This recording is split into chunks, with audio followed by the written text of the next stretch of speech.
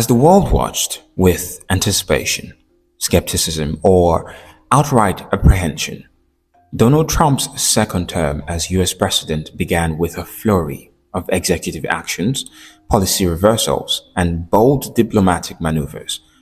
Trump, since his inauguration, has sought to redefine every multilateral agreement on every sector that he felt was not America first, from trade to NATO, Ukraine, climate, and the Middle East.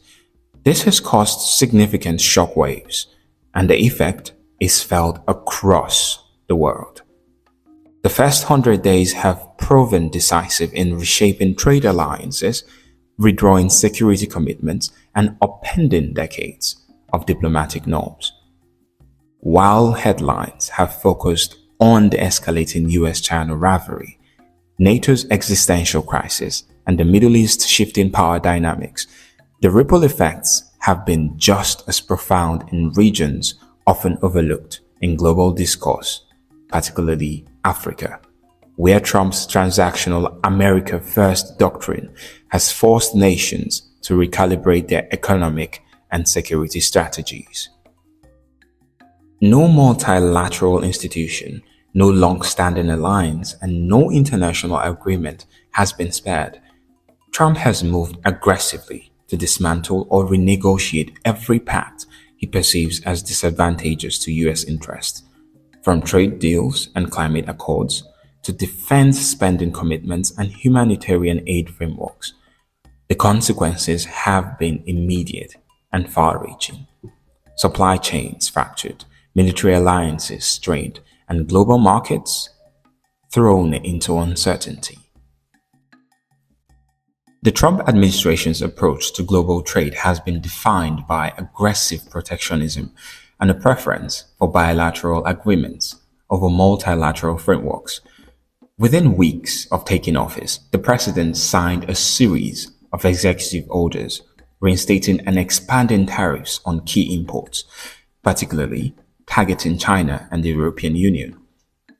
The most significant of these measures included a 45% levy on Chinese electric vehicles and solar panels, a move explicitly designed to shield American manufacturers from foreign competition. Beijing responded in kind, imposing retaliatory restrictions on US agricultural exports and accelerating its domestic semiconductor production, leading to a 28% contraction in bilateral trade by the end of the first quarter. Europe, meanwhile, found itself caught in the crossfire. The threat of auto tariffs reignited tensions with Germany, where industry leaders warned of catastrophic job losses if the measures were enforced. Simultaneously, the administration's hardline stance on digital services taxes prompted retaliatory duties on French luxury goods, further straining transatlantic relations. The cumulative effect has been a fragmentation of global trade, with supply chain disruptions costing businesses an estimated $320 billion in early 2025 alone. Perhaps the most consequential shift, however, has been the administration's relentless pursuit of bilateral deals at the expense of multilateral institutions.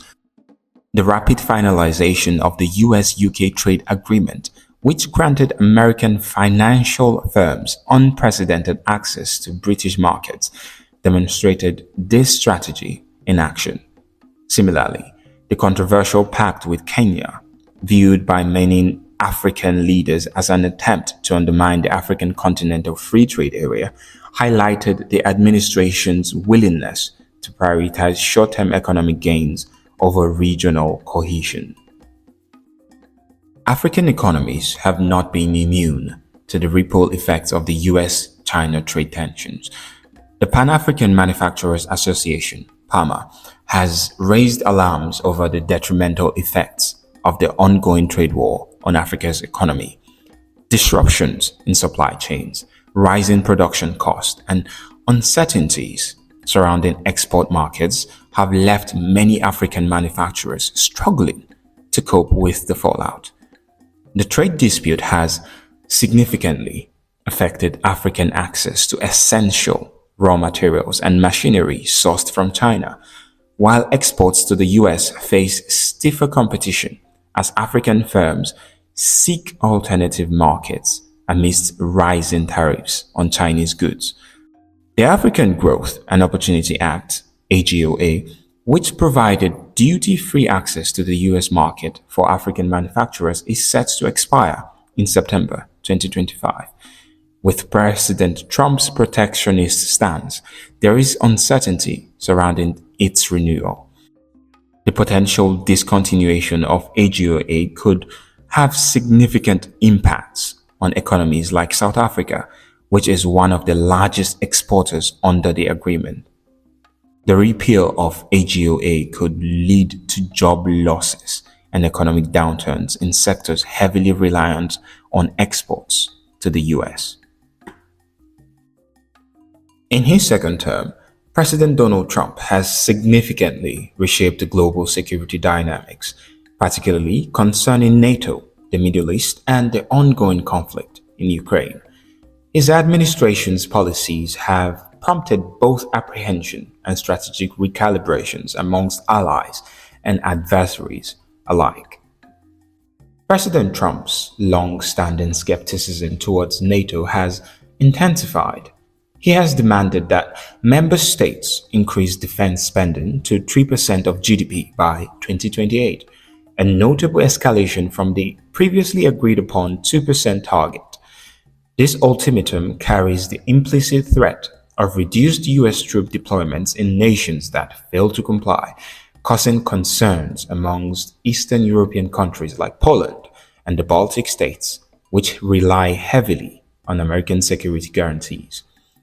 In response, European nations are taking steps to bolster their defense capabilities independently. France and Germany have accelerated plans for an autonomous European defense force. French President Emmanuel Macron has proposed the establishment of a 5,000-strong EU rapid reaction force by 2026, reflecting growing unease over Washington's unpredictable commitments. This initiative signifies a potential shift in the continent's military landscape, aiming to reduce reliance on US support. Portugal, aligning with broader EU efforts, has formally requested the European Commission to activate the fiscal escape clause, allowing increased defense spending without facing EU deficit penalties.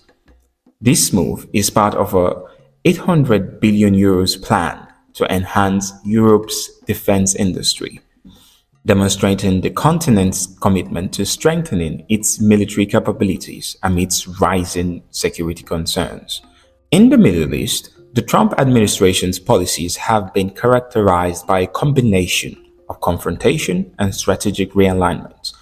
The reinstatement of stringent sanctions on Iran has severely impacted its economy, leading to widespread civil unrest. Despite these pressures, Iran's nuclear program has advanced, with breakout time now estimated at just 3 to 4 weeks. Recent reports indicated that Iran is fortifying buried nuclear sites, raising concerns about potential weaponization intentions. Simultaneously, the expansion of the Abraham Accords to include Morocco and Sudan has reshaped regional alliances. These agreements have fostered new diplomatic and economic ties between Israel and several Arab nations, altering the geopolitical landscape. However, Saudi Arabia's continued reluctance to normalize relations with Israel remains a significant hurdle, limiting the full potential of these realignments. The administration's approach to Iran has also involved indirect negotiations aimed at developing a new nuclear agreement. Expert-level talks between Iran and the United States are ongoing, with both sides expressing a willingness to reach a framework that ensures Iran remains free of nuclear weapons while lifting international sanctions. President Trump's approach to Ukraine conflict marks a significant departure from previous US policies. His administration has proposed a peace plan that includes recognizing Russian sovereignty over Crimea and freezing the conflict along current battle lines. This plan also suggests barring Ukraine from joining NATO, offering Kyiv limited territorial returns, security assurances from Europe, and economic compensation. European leaders have expressed concern over being sidelined in these negotiations, fearing that any US recognition of Crimea would contradict existing NATO and EU policies.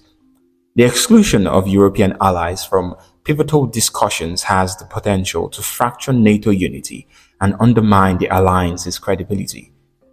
Ukrainian President Volodymyr Zelensky has warned that Kyiv would not recognize any deal made without its involvement, emphasizing the principle of no decision about Ukraine without Ukraine. Despite this, Trump administration has continued to engage in direct negotiations with Russia, aiming to expedite a resolution to the conflict. President Trump's second term has significantly impacted global security and defense dynamics. His administration's policies have placed NATO under pressure, prompting European nations to reconsider their defense strategies and seek greater autonomy. In the Middle East, a blend of confrontation and diplomatic efforts has led to both heightened tensions and new alliances. Regarding Ukraine, the administration's approach has introduced complexities that challenge existing international norms and alliances. As these developments continue to unfold, the international community remains attentive to the evolving implications of US foreign policy under President Trump.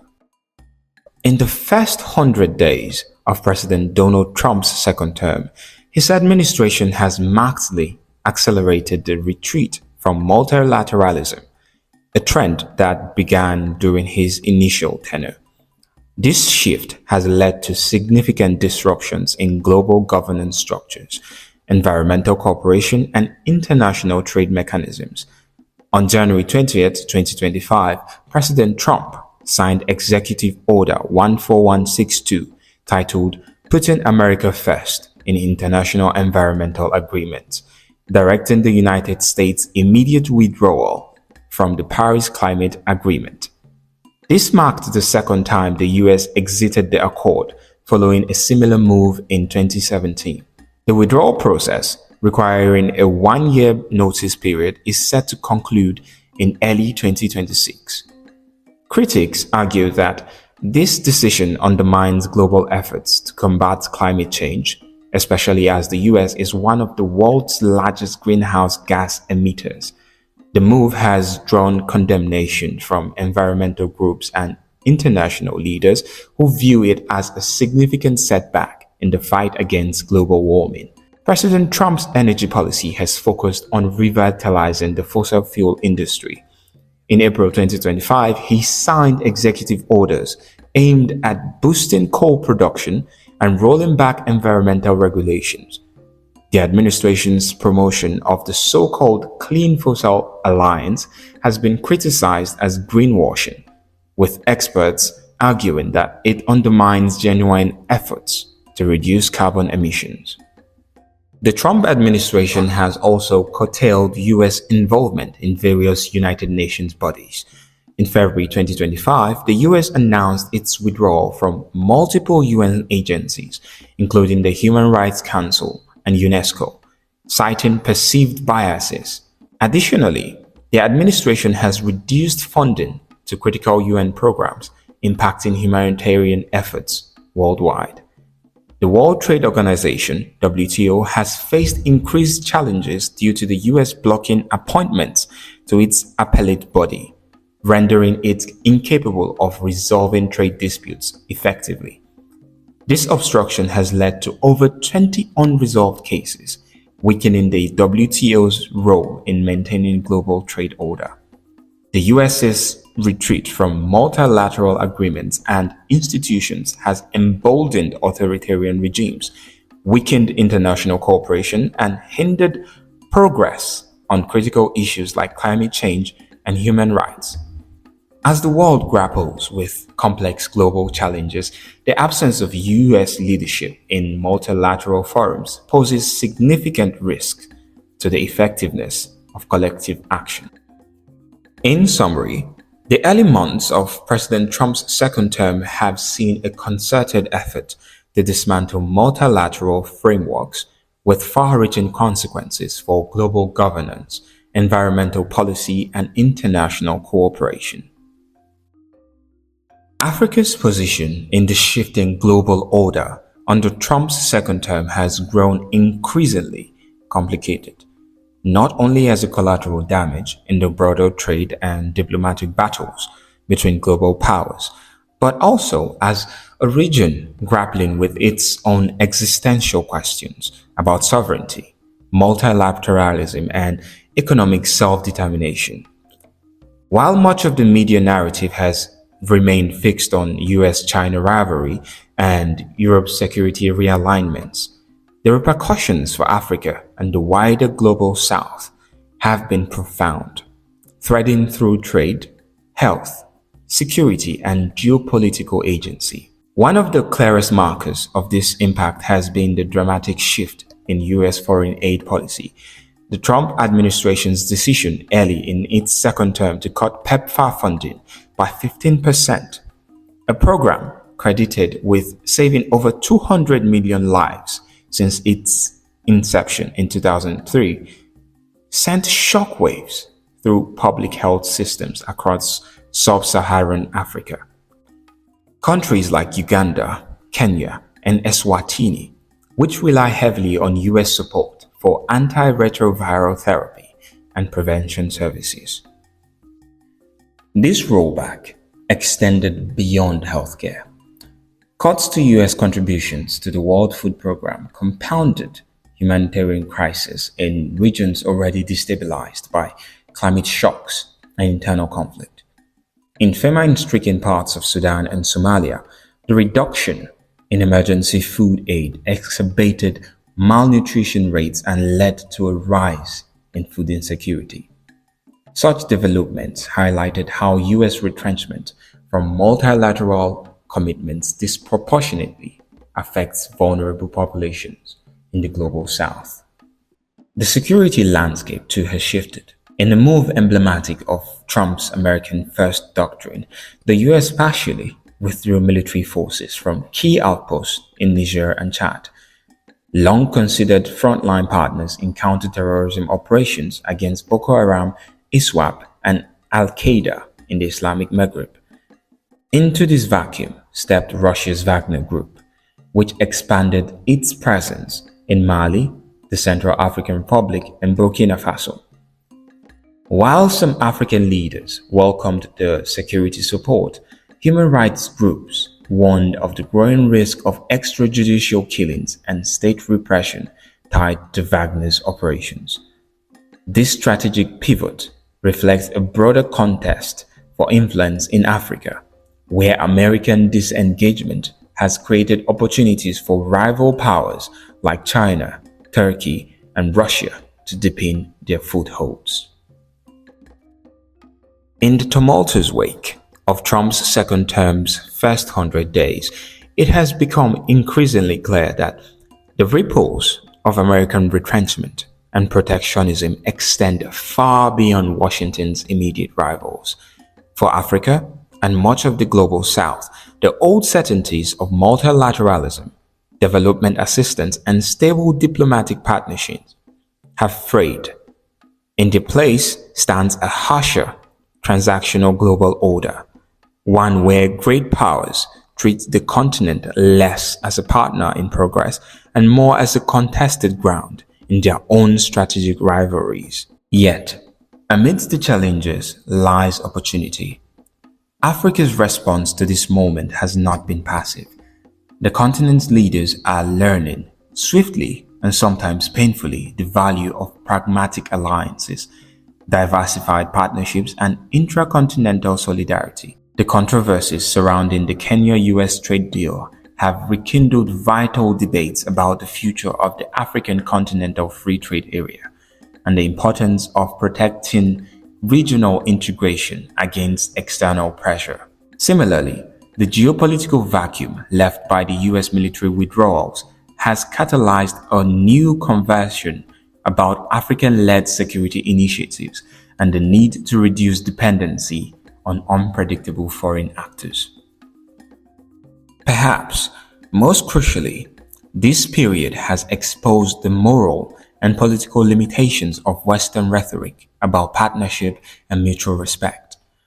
The abrupt cuts to public health funding, coupled with the sidelining of Africa in global climate negotiations, have made clear that rhetoric alone will not shield the continent's most vulnerable communities from the consequences of shifting geopolitics.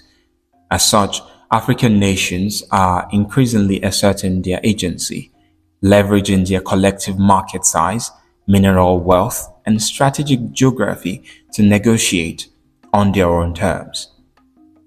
History, as ever, will be shaped not only by the ambitions of presidents in Washington or Beijing, but by the quiet resolve of leaders in Abuja, Addis Ababa, Nairobi, and Dakar. And perhaps in the long run, it is in this quiet, stubborn resilience, the determination to endure, adapt, and claim a voice in the councils of the world that will prove Africa's most enduring answer to the turbulence of Trump's world.